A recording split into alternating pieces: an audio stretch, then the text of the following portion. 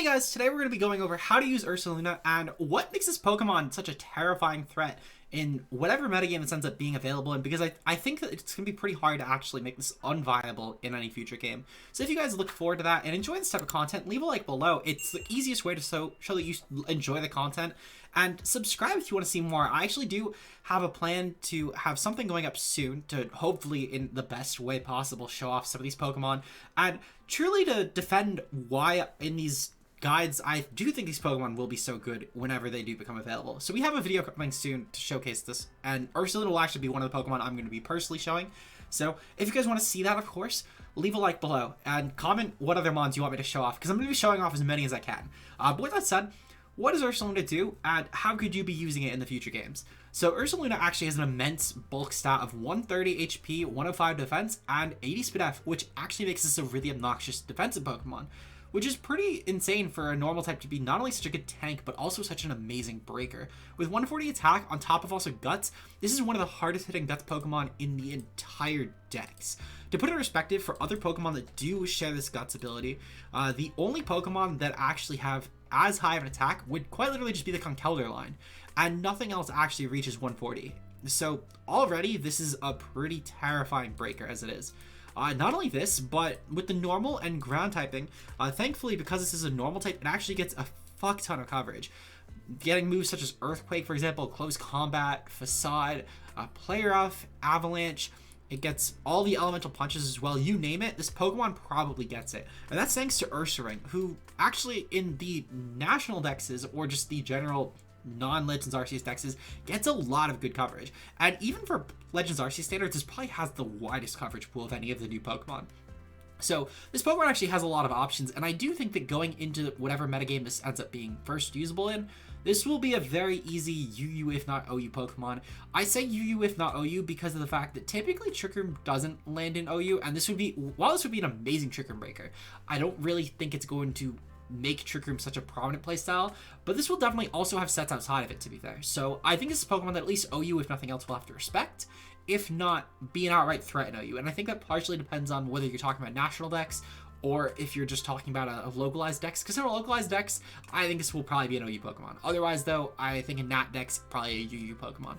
But first things first, let's get into the first set that we have for this, being a Guts Flame Orb set. Now this is pretty much the standard set you would find on any normal Ursaring, and honestly, this Pokemon quite literally just does the same set, but better attack-wise as well as bulk-wise, as we saw earlier. The attack is 10 base higher, and the bulk is immensely higher, especially in the physical end. But this Pokemon will be running Sword Stance, Facade, Rock Slide, and Earthquake. With the ground stab as well as the facade stab, you're getting two of the best moves for any sort of physical Guts Pokemon to be utilizing possible as stab options. Earthquake is one of the best physical moves you can get outside of maybe Knockoff, and potentially U-Turn. U-Turn I think is debatable, Knockoff I think is definitively better, but this is still one of the best stab options you can get for a very, very clickable move.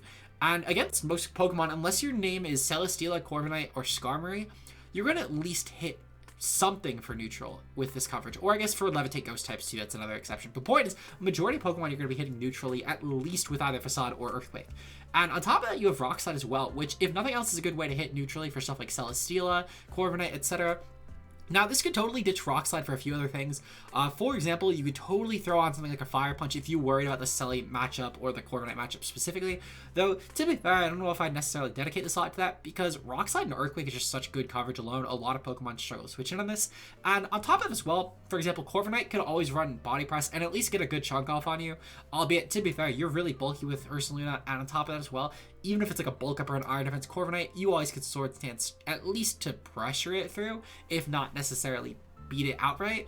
So there's definitely merit to running Rock Slide still, even just for this Pokemon, but it's debatable for that last slot. I think that at the very least, though, the Earthquake, Facade, and Sword Stance are pretty important to this function.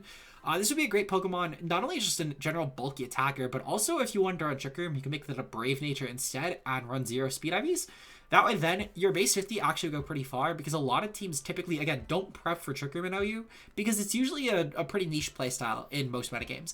Now, to be fair, what I will give Ursaluna is I think it will personally have a Buzzwole effect, where typically every time Buzzwole gets introduced to a new metagame, Buzzwole will end up as like one of the best Pokemon in the metagame for a solid month or two, and then it will immediately plummet down to like C rank pretty quickly. But I don't know what it is. In both Ultra Sun and Moon and Sword and Shield, it did this both times, and I do think that Ursaluna has a good chance at doing that. So if nothing else, Trick Room will probably run rampant for the first week or two of the metagame. So if you want to use Ursaluna to the best of your ability to know you, I would try recommending to use it as quickly as possible, because any sort of generic Trick Room build with something like maybe an Alola or a Crawdont could probably just rip past a lot of teams with this Pokemon. Because, for example, with the Crawdont, you'd be able to take out stuff such as, well, just honestly, Crawdont's mostly just there as a general. It's a really good physical breaker, but Alolan Marowak could actually probably be a phenomenal partner with this, because Alolan Marowak could, one, you would have a really good Trick Room ground type, so you don't need to run Lightning Rod on your Marowak. That would benefit because you could go with Rock Head and just start breaking stuff with Flare Blitz with that set. And not only this, but with Marowak as well, you'd be great for handling stuff like, for example, the Levitate Ghost, because you would be able to hit stuff like Mismag if, for whatever reason, Mismag is used.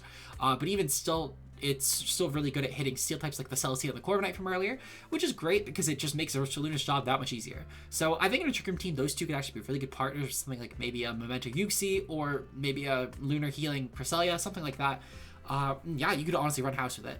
On the next Pokemon, this is an Assault Vest set, which this would probably be, in my opinion, the easiest to use set in OU. Assault Vest would give you a lot of merit actually against a lot of Pokemon if this was to be introduced as soon as Sword and Shield. For example, this is a phenomenal switch into Dragapult. You could actually take 2 Modest Spec Dracos even after a single hit of Stealth Rocks. And even if you take 2 hits of Stealth Rocks, it needs a pretty near max roll, if not a max roll, to KO you, which in my opinion is pretty incredible. And obviously you can optimize a little bit more if you're worried about repeated Rocks entry, but you could always just pair this with a good defog option as well. The Modest Spec Draco as it is though, being able to take 2 of them is insanity. With Bulletproof as well, you become a really good check to stuff like Gengar, because Gengar actually has no way to really hit you for good damage. Its best way to hit you would be like an Icy Wind or a Sludge Wave, which is really, really terrible, because even with Modest Life Orb, with Timid Life Orb plus 2, it does around like 82%, so a Nasty Plot Life Orb variant would not be doing real damage to you. Not only this, but I don't know if Gengar's first play would really be to Sludge Wave in Ursaluna unless it really came down to a 1v1 at the end of the game, because it does still risk Guts on the other side of the spectrum. So there's always still that ambiguity, not knowing your set until it really gets that calc definitively in there, knowing your Bulletproof AV. So there's a lot of merit to that in my opinion. Seismic Toss is great just as general damage on really bulky Pokemon, though to be fair, at the same time, a lot of those bulky Pokemon will probably be running Recovery and be able to recover past you. It's still a good option, though, nonetheless, for Pokemon you might struggle to touch otherwise, or at least truly damage. Double Edge is a great normal type move since you're not running Facade in this set. For Guts, it's just in general really useful for a good normal stab. Earthquake is, again, just a really good ground stab, and then Avalanche is mostly here just as a way to damage stuff that would be otherwise attacking you faster. Because with this set, you're not trying to really break past teams, so the Avalanche is really useful if we look at some OU Pokemon. For example, it's great against Dragapult right now, being able to do double damage to that, as well as stuff like, for example, Gliscor. If you were to play it in that next metagame, Gliscor would be a very, very free switch, and same as Landorus Therian. So being able to do the Avalanche with the double damage because you're still going slower would be really useful against Pokemon like these. This would be another set where you could probably go with Brave just to try and hit as slow as possible, which I guess doesn't really matter too much because those Landorus and the Gliscor examples specifically would need to be running a really, really low speed variance, like minus speed variance, and probably even with like a Macho Brace or something to underpace you. But it's still something to keep in mind depending on like how much you are concerned about the Avalanche doing more damage. Though ultimately, again, realistically, you're probably just clicking stabs in this mostly, with Seismic Toss and Avalanche just being good pairings to this Pokemon. But Assault Vest in general is just a really obnoxious set for this Pokemon in my opinion. Finally, though, I want to get into a Choice Banded set. This is Choice Banded with Guts, with Earthquake, Double Edge, Close Combat, and Avalanche. Now, the Avalanche, again, is just really good coverage. It's also, I forgot to mention this when we were talking about AV, but it's also good at hitting grass types, which, while obviously you do have normal stab to at least hit them neutrally, it's still good to have the coverage.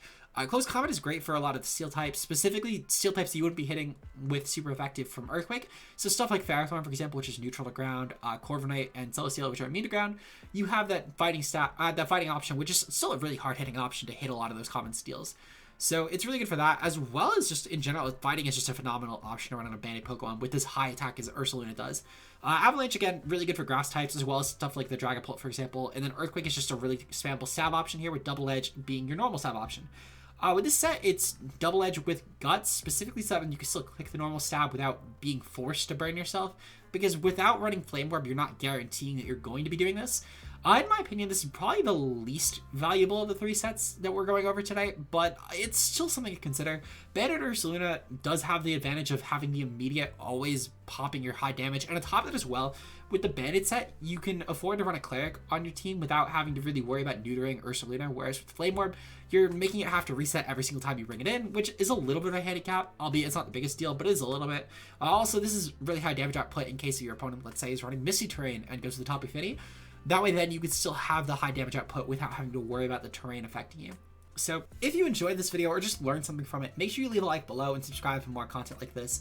Shout out to our channel members being Zeke0, Josh aka Ultra Player, Mia, Rika Hoshizora, Randy Chapa, and Pokemon fan Majestic Cernes. You guys help keep the channel afloat and I really appreciate it. We'll be live later tonight if you guys are here at around 9 with some VGC laddering, and I look forward to seeing you guys there. I know a lot of you guys probably aren't VGC people, but it still would mean a lot if you came out. With that said, I will see you guys soon with hopefully some more Legends Arceus guides, as well as hopefully the showcase soon with the Legends Arceus mods. I already have planned out how I'm going to be doing that, so hopefully you guys look forward to that. And with that said, I'll see you guys in the next one. Peace out, guys.